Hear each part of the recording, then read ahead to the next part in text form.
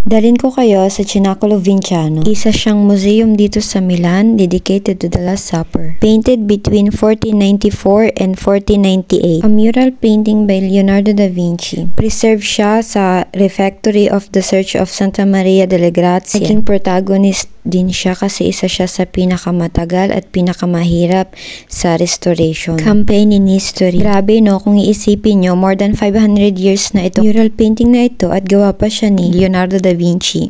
Fully booked na nga ang month of January, kaya kung mapapadalaw kayo dito at gusto nyong makita ito, kailangan nyong magpabook months bago kayo pumunta dito. 15 euro nga pala ang entrance fee for 15 minutes. Max of 35 persons lang ang pwedeng pumasok per group. Hindi ko lang na videohan pero may metal detector din siya bago kayo papasukin. Yun lang, mapaaraw man o mapagabi, masarap talagang gumala dito sa Milan. Ang daming arts and history ng bansang ito. Importante, we never stop learning.